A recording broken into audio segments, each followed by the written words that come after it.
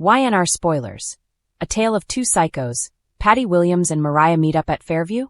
The Young and the Restless spoilers and updates tease a tale of two psychos could be ahead on the CBS soap. Patty Williams, Stacey Hayduke, is coming back to the show for the first time in 10 years. Will she and Mariah Copeland, Cameron Grimes, meet up? Where Patty goes, trouble follows. As fans are well aware, whenever Patty is in the vicinity, trouble follows. This hints at the possibility of her encountering Mariah. In March, Stacey Hayduke reprises the role of Patty Williams.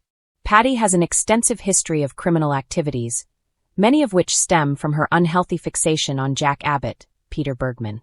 Meanwhile, Mariah finds herself at the heart of a compelling narrative involving Dominic Philip Newman Abbott Winter's Chancellor, Ethan Ray Clark, which is expected to reach a conclusion shortly.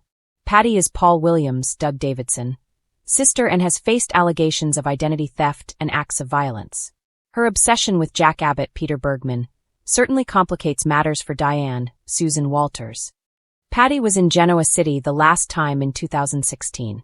The last time Patty graced Genoa City was back in 2016 when Dr. Sandra Anderson, Elizabeth Bogusch, placed her in a catatonic state. Subsequently, she was transferred to a mental health facility located near Genoa City. However, just because Patty was absent does not imply she was forgotten. Currently, Mariah is on the run, having abducted Dominic in a frantic effort to keep him in her life. She is convinced that she is the one who should be looking after him, rather than his biological parents, Devin and Abby Winters, Brighton James, Melissa Ordway. As viewers of YandR are already aware, Mariah's mental well-being has been deteriorating. This decline began during her business trip to Boston, where she encountered an older gentleman, played by Michael Swan. Mariah smothered the older man. However, her previous trauma related to Ian Ward, Ray Wise, led her to smother him with a pillow. Mariah consented to check into a mental health facility.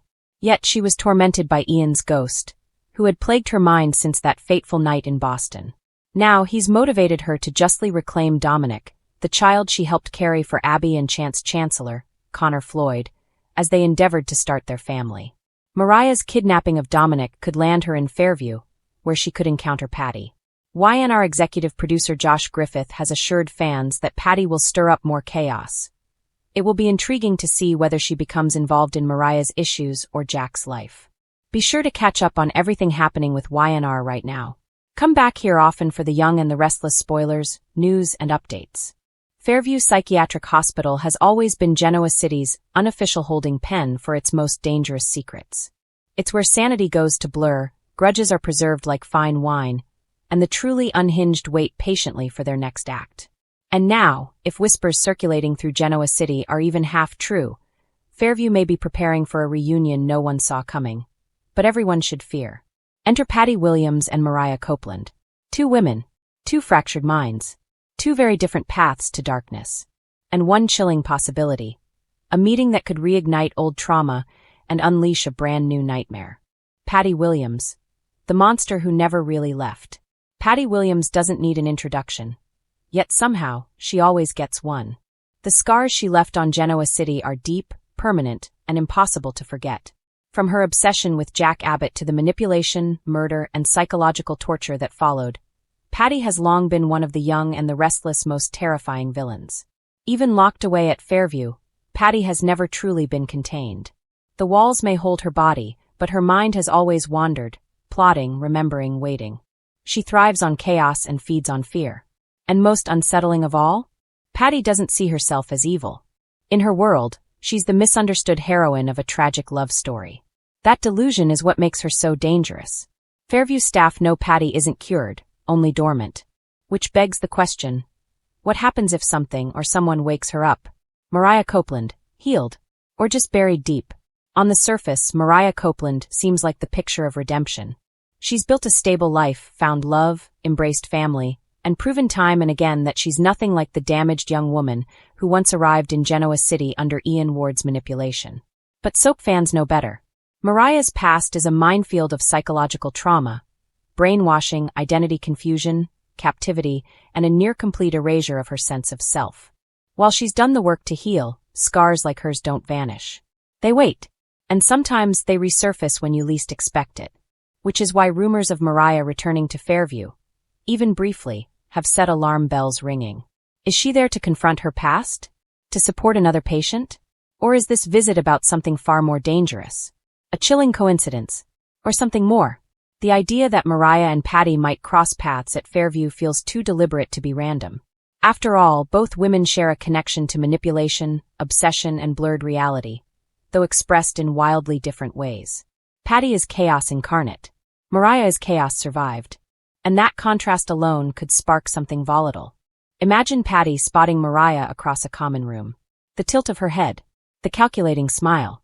Patty has always been a master at sensing weakness, and Mariah's past would light up Patty's instincts like a flare. What if Patty sees Mariah as a kindred spirit? Or worse, a project? Patty's new obsession? Patty Williams doesn't just interact with people. She studies them. She probes for cracks, listens for pain, and twists empathy into control. If she learns even a fraction of Mariah's history, being brainwashed, used, stripped of autonomy, Patty might see her as proof that the world creates monsters, not the other way around. And that's where things could get terrifying. Patty could position herself as an ally. A fellow survivor. Someone who understands the darkness Mariah once lived in. All it would take is a few well-placed words, a shared look, a moment of vulnerability. Mariah may be strong, but even the strongest people can be caught off guard when their worst memories are gently validated instead of condemned. Trigger or temptation.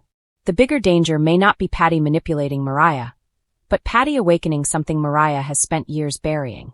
What if this encounter forces Mariah to relive emotions she thought she'd conquered? Fear, rage, the loss of control, the intoxicating clarity that sometimes comes with snapping. No one is suggesting Mariah would turn into another Patty, but soaps thrive in gray areas. A psychological relapse. A moment of moral compromise. A secret Mariah doesn't tell Tessa because she's ashamed of how it made her feel. And that secret, that's how storylines spiral. Fairview's doors are never truly locked. Fairview has a long history of oops moments. Escaped patients, manipulated staff, conveniently unlocked doors. If Patty senses opportunity, she won't hesitate. And if Mariah is anywhere near that opportunity, she could become collateral damage or an unwilling accomplice. Could Patty use Mariah as leverage? A distraction? Or even a symbolic replacement for the life she believes was blaring or warning bells ringing? No dramatic entrance. No storm clouds parting overhead. Patty slipped into places the way smoke crept under doors. Quiet, unassuming, and impossible to ignore once she'd settled in. By the time people realized something was wrong, it was already too late. The calm before Patty. The town of Belridge had been peaceful for months, which in itself should have raised suspicion. Affairs were being kept, mostly secret. Finances were stable on paper. Families were pretending to forgive old betrayals, and grudges were simmering just below the surface, right where they belonged in a town that thrived on denial. That's when Patty showed up. She rented the little blue bungalow at the edge of Maple Street, the one with the peeling paint and the for rent sign that had been sun-bleached into near invisibility. No one could remember the last time someone lived there, but Patty didn't mind. She never did. Patty always said she liked fresh starts. Within a week, she knew everyone's name. Within 2, she knew everyone's business. Patty's gift. Patty had a gift, an unsettling one. People talked to her. Not because she asked. Not because she pried. They just did. She had a way of tilting her head slightly, eyes warm but sharp, like she was listening not just to what you said, but what you meant. She didn't interrupt. She didn't judge. She let silences stretch until they grew uncomfortable, until confessions slipped out just to fill the space. You don't have to tell me, she'd say softly. And somehow, that made people tell her everything. It started small. Marlene from the bakery mentioned her husband had been working late again. Patty nodded, filed it away. Tom at the hardware store complained about missing inventory and blamed accounting. Patty hummed thoughtfully. Then came the bigger things. Affairs. Embezzlement. Old crimes everyone assumed were buried. Patty didn't repeat secrets. She redistributed them. The first crack. The first real sign of trouble came at the charity gala. Belridge loved a good gala. Fake smiles, real grudges, and just enough alcohol to loosen tongues. Patty arrived in a simple black dress, nothing flashy, yet somehow everyone noticed her. She drifted from group to group, listening more than speaking. Then she leaned toward Marlene, voice barely above a whisper. You know, Patty said gently, Tom mentioned he's been covering up inventory losses. Said he didn't want anyone to look too closely. Marlene's smile froze. Across the room, Tom was laughing too loudly with the mayor, completely unaware that his world had just tilted. Patty moved on. By the end of the night, whispers filled the room like static electricity. Accusations flew. A glass shattered. Someone stormed out. The gala ended early, and Belridge's fragile calm cracked wide open. Patty went home and made tea. Escalation. After that, things unraveled fast. Marlene confronted her husband, who denied everything, until accounting records mysteriously surfaced the next morning. Tom was arrested by noon. The mayor's wife found anonymous photos slipped under her door. The high school principal resigned after emails were leaked. A decades-old hit-and-run case reopened when a witness suddenly remembered details she swore she'd forgotten. No one could prove Patty was involved. But everyone felt it. Where Patty went, trouble followed. The pattern. People began comparing notes. "She was there before my marriage blew up," someone whispered. "She asked me about my finances right before the audit," another said. A pattern emerged, and with it fear. Some avoided her entirely. Others confronted her outright.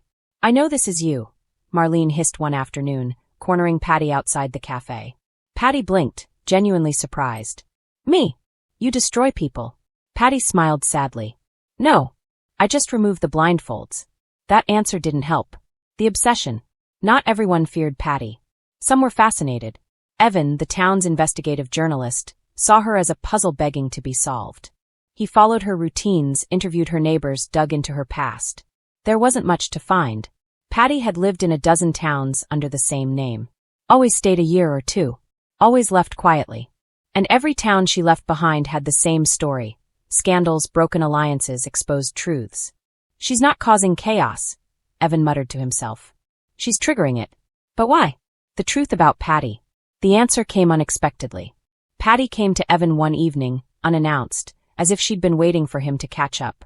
"You're trying to figure me out," she said, sitting across from him without invitation. "That obvious?" he asked. She nodded. "You're missing one thing." "What's that?" Patty folded her hands neatly. "I don't lie." Evan scoffed. "You manipulate." "I reflect," she corrected. "I tell people what others already know but are afraid to say. I bring secrets into the light. What happens after that isn't my doing." "That's convenient."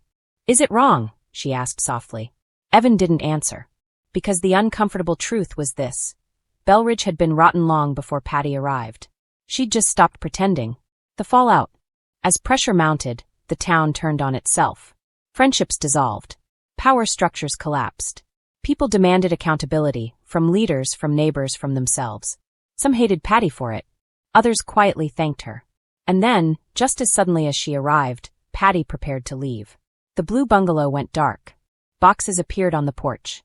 The night before she left, Marlene knocked on her door. "I don't forgive you," Marlene said, voice trembling. "But I see it now. Things weren't right." Patty nodded. "They never are. Why do you do it?" Patty paused. For the first time, she looked tired. "Because pretending destroys people more slowly," she said. "And I don't believe slow destruction is kinder." After Patty left before dawn. Belridge didn't return to normal. It couldn't. But something shifted. People talked more carefully. Secrets felt heavier. Lies harder to maintain. Some rebuilt. Some left. Some faced consequences they'd dodged for years. And every so often, when a new scandal erupted or an old truth surfaced unexpectedly, someone would shake their head and mutter, "Where Patty goes, trouble follows." But others, quietly, privately, wondered if maybe trouble had always been there. Patty just made sure it walked the streets of Genoa City in 2016. She didn't exactly stroll out under blue skies with closure and redemption.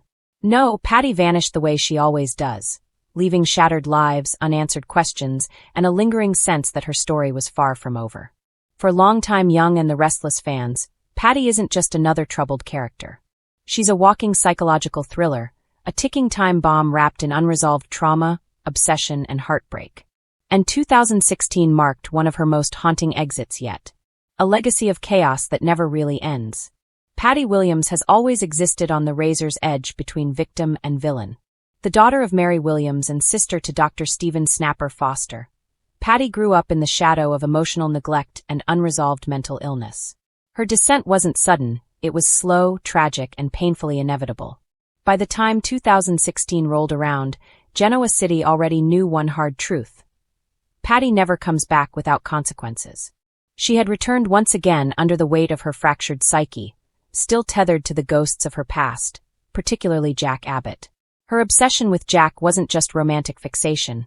It was delusion fueled by years of rejection, abandonment, and untreated mental illness. And in classic Patty fashion, her presence reopened wounds people thought had finally healed. 2016. A return fueled by delusion and desperation. Patty's 2016 arc wasn't about loud explosions or shocking murders. It was quieter, more insidious, and arguably more disturbing. She was fragile, unstable, desperate to belong. Her mental state had deteriorated to the point where reality and fantasy blurred together seamlessly. She believed she and Jack were destined, meant to be together, no matter how many times he rejected her or how much danger surrounded that belief. Genoa City didn't just feel her return, it absorbed it. Every interaction carried tension. Every conversation felt like it could snap at any moment. Patty wasn't screaming, she was smiling. And that made her infinitely more dangerous. Jack Abbott, the unhealed wound. Jack Abbott has always been Patty's emotional anchor, and her undoing. In 2016, Jack wasn't just dealing with business battles and family drama. He was forced once again to confront the fact that Patty's obsession wasn't fading with time. It was festering. There was guilt there. Jack knew it. He had shown her kindness over the years, but kindness, when misinterpreted by someone as fragile as Patty, can become fuel for obsession. And every time Jack tried to set boundaries, Patty heard rejection. Every rejection reinforced her delusion that the world was conspiring to keep them apart. Jack wasn't afraid of Patty as much as he was afraid for her, and for everyone else. Ashley Abbott and the fear that never leaves. Ashley Abbott understood something Jack struggled to admit. Patty is most dangerous when she seems calm. Ashley had survived Patty's violence before. She carried physical and emotional scars that never fully faded. So in 2016, Ashley's instincts screamed long before Patty crossed any visible lines. She saw the cracks forming, the slight tremor in Patty's voice, the way her eyes lingered too long, the forced smiles that never reached her eyes. Ashley didn't need proof. Experience was enough. Her fear wasn't paranoia, it was memory. The exit that felt like a cliffhanger. When Patty finally disappeared in 2016, it didn't feel like an ending. It felt like the pause before a scream. She wasn't dramatically arrested. She wasn't definitively institutionalized on screen. She simply left. And that made it worse. Because Patty Williams doesn't resolve her issues off screen. She doesn't heal quietly. She doesn't move on. She retreats. She regroups. She waits. Fans were left with chilling questions. Was Patty truly getting help? Was she being monitored? Or was she slipping through the cracks once again? The ambiguity was intentional and haunting. Why Patty still matters today. Nearly a decade later, Patty Williams remains one of the young and the restless most psychologically rich characters. She isn't evil for the sake of being evil. She is broken, neglected, and dangerously untreated. That's what makes her compelling. In a Genoa City filled with corporate sharks and calculated schemers, Patty represents something scarier. Unpredictable emotional damage.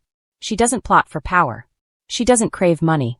She wants love, validation, and belonging, and she will destroy lives trying to get it. The door is still wide open. Soap operas never close doors without intention, and Patty's 2016 exit left the biggest door of all cracked wide open. Jack Abbott is still in Genoa City. Ashley Abbott is still haunted. The Williams family history still bleeds into the present. All it would take is one trigger, one reminder, one emotional collapse. And Patty Williams could return, not as a loud villain, but as something far more dangerous. A woman who believes she's finally right. Final thought. Patty was never just gone. When Patty Williams left Genoa City in 2016, she didn't fade into history. She embedded herself into the town's subconscious. A reminder that some wounds don't heal, some stories don't end, and some characters as a child, sitting at the kitchen table while her mother and stepfather argued in the next room. The house would go still afterward, too still, and that quiet would press down on her chest until she felt she might suffocate. Silence, she learned, was never empty. It was full of things left unsaid, full of threats, full of endings. So when silence returned to her life years later, she didn't recognize it as danger. She mistook it for peace. The older man's name was Calvin Rhodes, though he insisted everyone call him Cal. He was 62, sharp-eyed, well-spoken, and comfortably wealthy in a way that never needed to announce itself. He owned a restored Victorian on the edge of town and chaired the Historical Preservation Committee. People described him as distinguished. Others said intimidating. Mariah thought he looked tired. They met at the library during a fundraiser. Mariah volunteering, Cal donating. Their first conversation lasted no more than 3 minutes, but he remembered her name. When he saw her again 2 weeks later, he asked about her graduate program, about her research, about the long hours she worked at the cafe to pay for it. "You carry the weight of the world like it's your responsibility," he said lightly. She laughed, flattered, unsettled. Cal had a way of listening that felt intimate without being warm. He made eye contact, leaned forward, nodded at the right moments. When Mariah spoke, she felt suddenly important, as if her words mattered in a way they never had before. That feeling hooked her.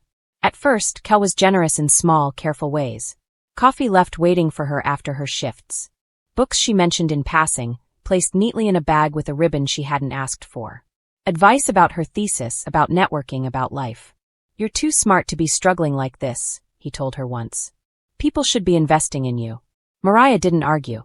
She didn't know how to explain that struggle had always been the default setting of her life.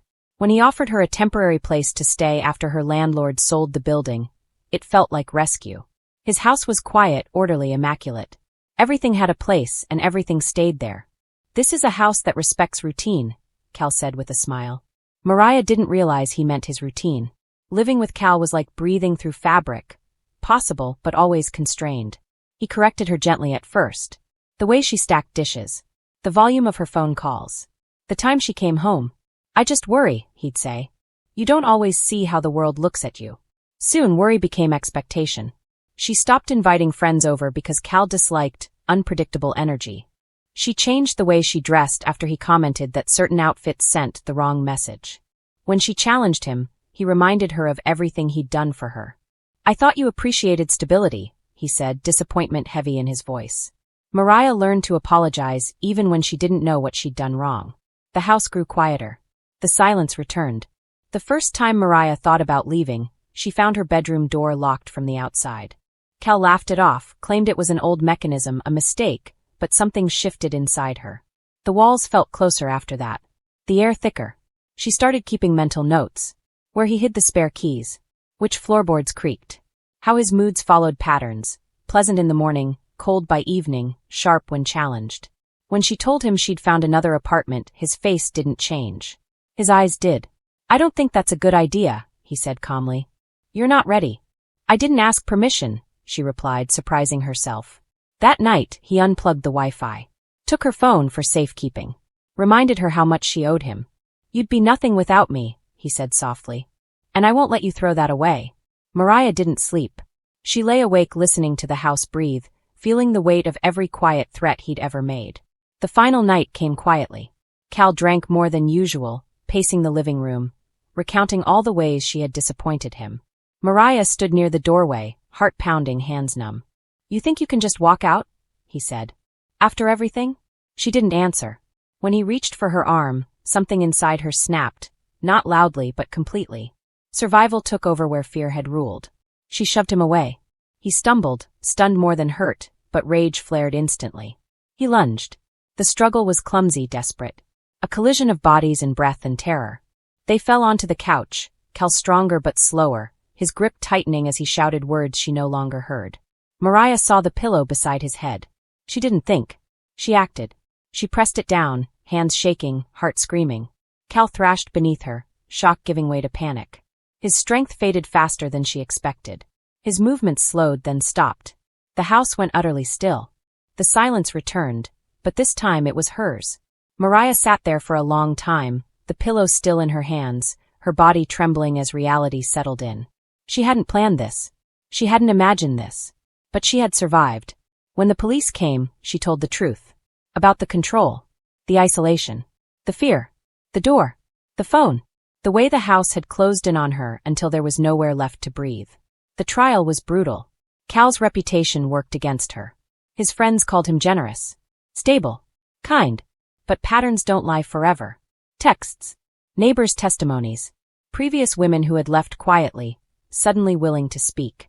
The house that respected routine, his routine, was exposed for what it was, a cage. The verdict didn't erase what she'd done. It didn't bring peace overnight, but it gave her air. Years later, Mariah still hated silence, but she learned how to fill it. With music. With friends. With laughter that echoed instead of suffocated. She chose small apartments with open windows. She chose people who didn't mistake control for care. Sometimes, late at night, she remembered the weight of the pillow, the moment everything changed. She carried it with her, not as shame, but as truth. She had been smothered long before she ever smothered him. And she had lived.